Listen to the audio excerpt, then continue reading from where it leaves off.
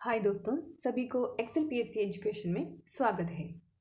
पिछले क्लास में हमने Hindi full time junior language teacher question paper के 1 से 50 तक के प्रश्न पढ़े थे।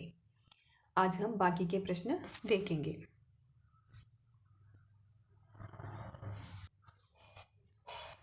आज का पहला प्रश्न है, भारत में अंग्रेजी राज और मार्क्सवाद जो सोवियत लैंड नेहरू पुरस्कार से सम्मानित भी है, उसका लेखक कौन है? नामवर सिंह, मैनेजर पांडे, रामचंद्र शुक्ल, रामविलास शर्मा। सही जवाब है रामविलास शर्मा। अगला प्रश्न है, प्रगतिशील लेखक संघ की प्रथम बैठक कहाँ हुई? प्रगतिशील लेखक संघ की प्रथम बैठक कहाँ हुई? दिल्ली, लखनऊ, राजस्थान, उत्तर प्रदेश। सही जवाब ऑप्शन बी लखनऊ।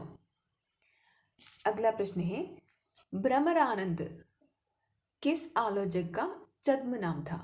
विद्यानिवास मिश्र, नागार्जुन, रामविलास शर्मा, राम वृक्ष भेनीपुरी। सही जवाब है ऑप्शन ए विद्यानिवास मिश्र। अगला प्रश्न, अमृत राय किस कहानी आंदोलन के प्रवर्तक थे? सचेतन कहानी, सक्रिय कहानी, सहज कहानी, अकहानी। सही जवाब है सहज कहानी ऑप्शन सी। केरल की पहली हिंदी पत्रिका कौन सी थी? आकार, हिंदी मित्र, हिंदी समाचार, केरल ज्योति। सही जवाब ऑप्शन बी हिंदी मित्र। अगला प्रश्न है, कलाकार की अस्मिता और संघर्ष चेतना पर लिखा हुआ भीष्म साहनी का नाटक कौन सा था? माधवी, हानुश, जरोखे, बाड़चू।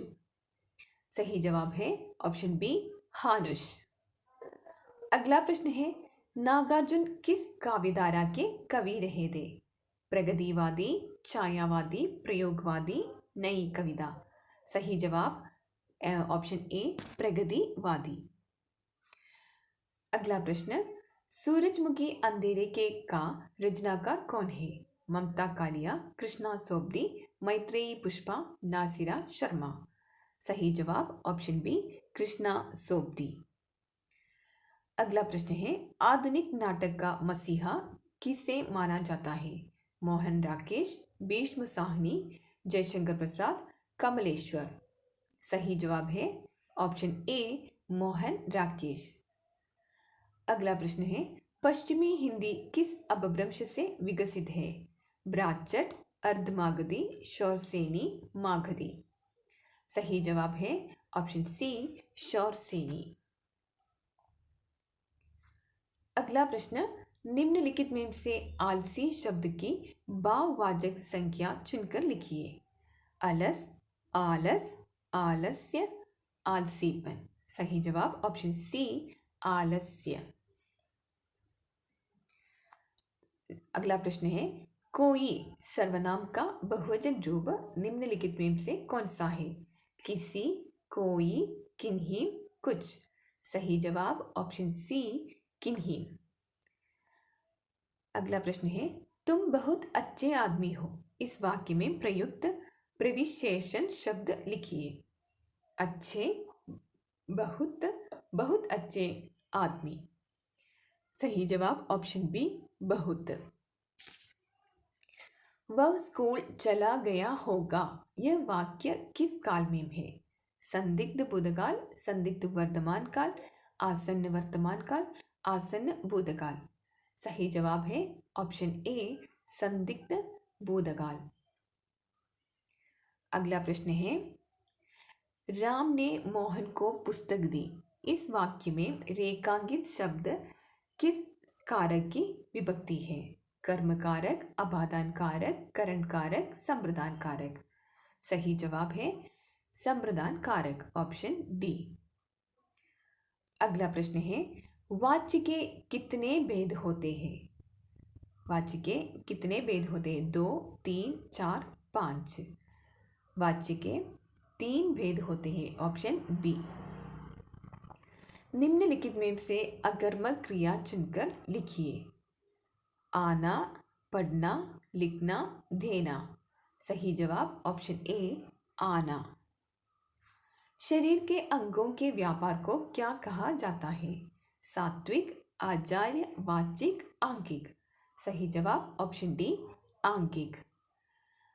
अगला प्रश्न है विभावानुभाव संचारी भाव संयोगाद्र सनिष्पत्ति किसकी उक्ति है? अभिनव गुप्त, विश्वनाथ, भरत मुनि, भट्टलोलट। सही जवाब ऑप्शन सी भरत मुनि। अगला प्रश्न है निम्नलिखित में से भरत मुनि की रचना कौन सी है? नाट्यशास्त्र, साहित्य दर्पण, रस गंगाधर, काव्य प्रकाश। सही जवाब ऑप्शन ए नाट्यशास्त्र। अगला प्रश्न है संचारी भावों की संख्या कितनी है? 30, 32, 31, 33। सही जवाब ऑप्शन डी 33।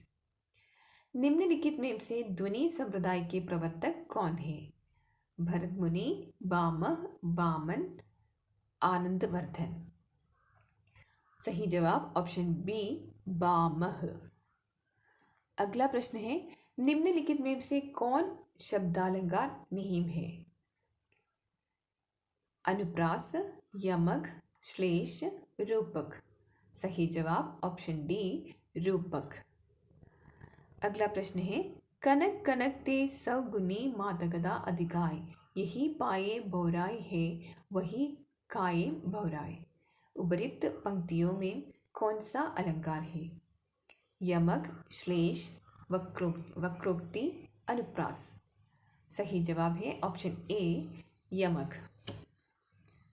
अगला प्रश्न है जब उपमानों से भिन्नता जानते हुए भी उपमेय में उपमान की संभावना की जाती है तब कौन सा अलंकार होता है? उपमा, रूपक, उत्प्रेक्षा, यमक। सही जवाब है ऑप्शन सी उत्प्रेक्षा। चौपाई के एक चरण में कितनी मात्राएं होती है? 10, 12, 14, 16। सही जवाब ऑप्शन डी 16। औचित्य को रस का प्राण किसने कहा? आनंदवर्धन, वामन, क्षेमेंद्र, भामह। सही जवाब ऑप्शन सी क्षेमेंद्र। भरत सूत्र के पहले व्याख्याकार कौन है? भट्टलोलट, भट्टनायक, शंकुक, अभिनव गुप्त। Option A Bhattalollat. सही जवाब ऑप्शन ए भट्टलोलट। अगला प्रश्न राम ने रावण को तीर से मारा इस वाक्य में कितने अर्थ तत्व हैं? 1, 2, 3, 4। सही जवाब है ऑप्शन डी 4। अगला प्रश्न किसी भी भाषिक इकाई को किसी भी इंद्रिय से ग्रहण करने पर जो मानसिक प्रतीति होती है उसे क्या कहते हैं? पद, अर्थ, ध्वनि, रूप। सही जवाब ऑप्शन बी अर्थ। वाइगोत्स्की ने भाषा सीखने की प्रक्रिया में किस पर बल दिया है? पाठ्य पुस्तकों पर, सामाजिक अंतःक्रिया पर, उचित आकलन पर, कक्षाई अभ्यासों पर। सही जवाब ऑप्शन बी सामाजिक अंतःक्रिया पर। पठन कौशल से मतलब क्या है? शब्दों को पढ़ना, वाक्यों को पढ़ना, पढ़कर समझना, लिपि चिन्हों को पहचानना। सही जवाब ऑप्शन सी पढ़कर समझना। किस विधि द्वारा पढ़ने पर पद्य के गुण दोषों की आलोचना होती है? तुलना विधि, समीक्षा विधि, व्यास विधि, खंडान्वय विधि। खंडान्वय विधि। सही जवाब है ऑप्शन बी समीक्षा विधि। अगला प्रश्न है अम्बासडर का समानार्थी शब्द कौन सा है? राजदूत, उम्मीदवार, रोकड़िया, अधिपति। सही जवाब है राजदूत ऑप्शन ए राजदूत। सर्कुलर को हिंदी में क्या कहते हैं? धनादेश, बंधपत्र, आयोग, परिपत्र। सही जवाब ऑप्शन डी परिपत्र। संचार माध्यमों का उद्देश्य क्या है? संप्रेक्षण, पत्र लेखन, अभिनय, संबोधन। सही जवाब ऑप्शन ए संप्रेक्षण। किस विधा के शिक्षण के वक्त मौन पठन को ज़्यादा महत्व है?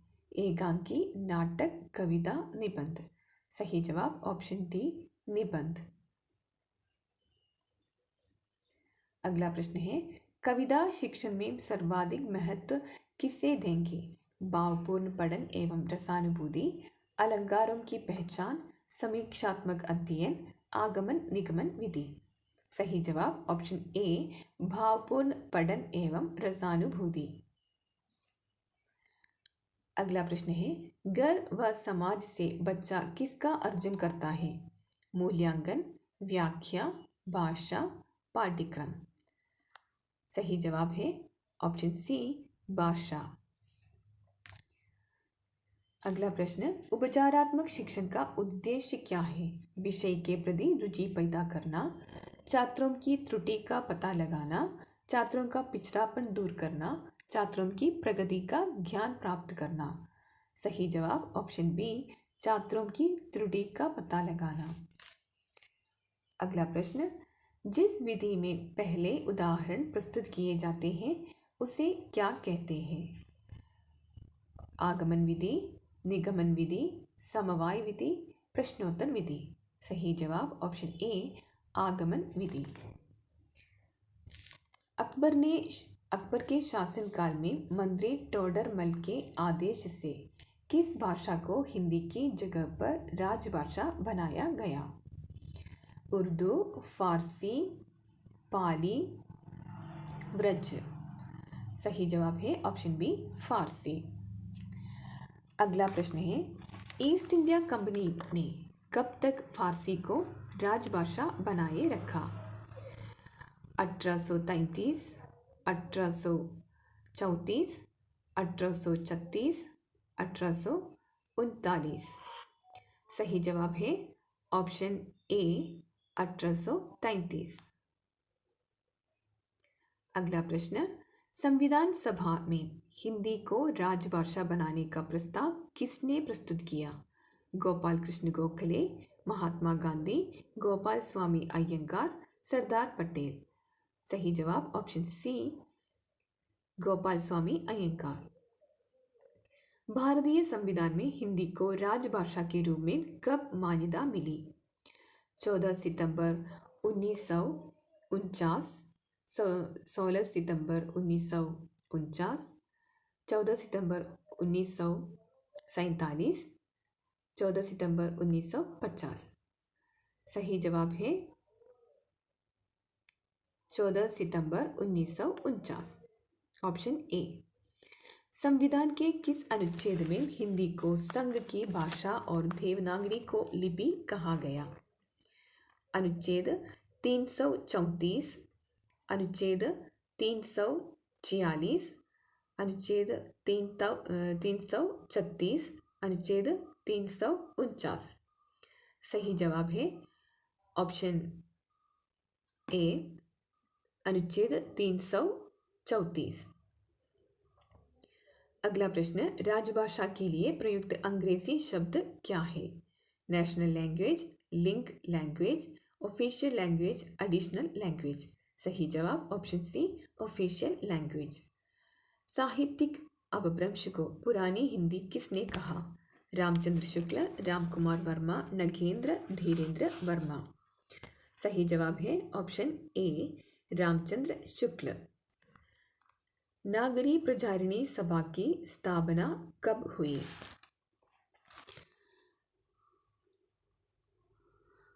1893, 1898, 1890, 1896। सही जवाब है ऑप्शन ए 1893। राजभाषा आयोग के प्रथम अध्यक्ष कौन थे? बाल गंगाधर खरे, विष्णु खरे, गोपाल स्वामी अयंगार, बाल गंगाधर तिलक। सही जवाब ऑप्शन ए बाल गंगाधर खरे। आज का क्लास यही समाप्त करती हूँ। अगर आपको ये वीडियो अच्छी लगी तो प्लीज़ लाइक कीजिए, शेयर कीजिए और सब्सक्राइब कीजिए। धन्यवाद।